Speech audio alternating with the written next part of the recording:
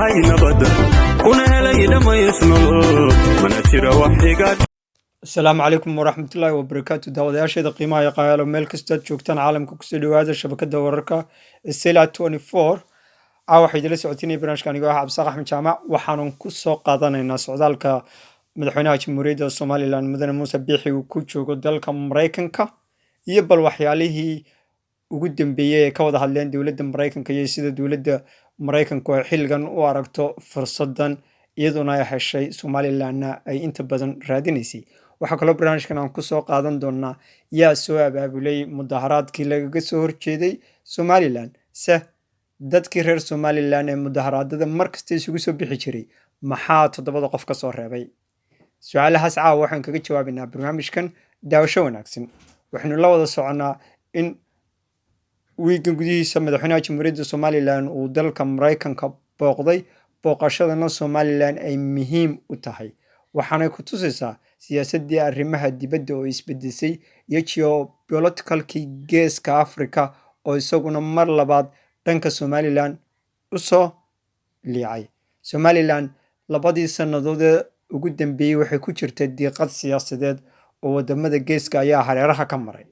si kastoo ay ahaataba inkastoo uu ka hadlay xoghayi Mareykanka u qaabilsanaa Afrika oo uu sheegay inuu madaxweynaha Somaliland iyo waftigiisa la kulmi doono laakiin xilligan Somaliland guul bay u tahay marka loo eego dhanka siyaasadda oo meesha waxa maraya calankii Somaliland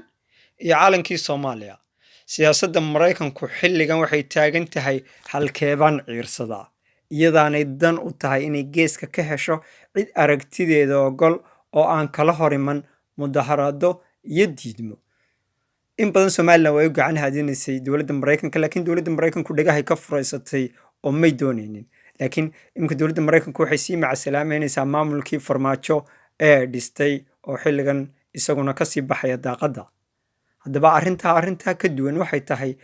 waxa meeshii madaxweynuhu uu joogay ka dhacay mudaharaad la iskaga soo horjeedo oo qaar Somaliland diidanaya dadka reer Somaliland oo galiba ay iskaga hor yimaadeen su'aashu waxay tahay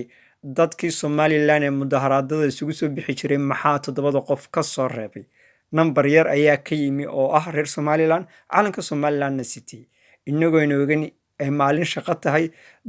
waddanka Mareykankuna uu kala fog yahay laakiin si kastoo ay ahaataba dadka reer Somaliland mudaharaadada way isugu iman jireen tani waxay ka turjumaysaa siyaasadii gudaha ee Somaliland oo qaybsan waana fariin loo diray madaxweyne Muuse waxaana xaq u leeyahay inuu fahmo oo mar dambe ka shaqaysiiyo inkastoo siyaasadiisa iyo xisbigiisa baan waqti badan u harin haddii ay ku soo noqdana siyaasaddu way noo sheegi doontaa oo maalmaha dambe iyo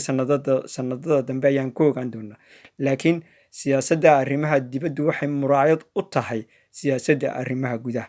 dadka reer Somaliland doorashooyinkii Somaliland taas su'aali kama taagna way ku kala dhinteen waana ku kala qaybsan yihiin qofba si uu fakaraba xukuumadda Somaliland waa inay ogaataa siyaasadda arrimaha guduhu inay tahay muraayadda siyaasadda arrimaha dibadda waana sababta keentay in toddoba qof oo kaliya maanta madaxweyne ay soo dhaweyntaada u soo baxaan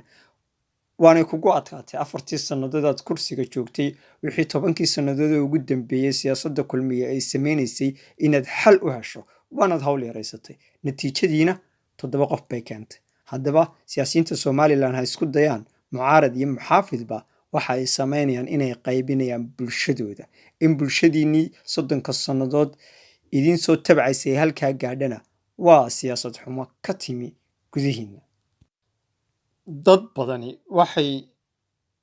wax yar oo kooban ka dhigaan ama waxaan jirinba dagaalka social mediaduna waa warbaahinta ay dadku maamulaan ee iminka siyaasadda adduunka qaybta weyn ka ah haddaba madaxweyne haddii been lagugu sheegay in qurbo joogga Somaliland wuxuu rababa ha noqday aan waxba sheegaynin oo dadku cadhaysan oo xisbiyada ay unay waxa wadwadaan natiijadeedii wad aragtaa talaxumadiina toddoba qof bay soo reebtay mar labaad waxa loo baahan yahay madaxweyne inaad dib markaad u noqotid aad taahdo sidee baa loo midayn karaa qurbo joogga Somaliland qurbo joogga Somaliland waa safiirada Somaliland ay leedahay markii hore qof kasto reer Somaliland wuxuu ahaa safiir laakiin imika waxa ka soo haray shakhsiyaad masaariif loo soo diro oo masaariifta iyaguna markay yimaadaanuun shir jaraa'idka ugu qabta war fiicanna ku maqashiya waa anigoo ah cabdisaaq axmed jaamac idinkaga tegaya assalaamu calaykum waraxmatullahi wabarakaatu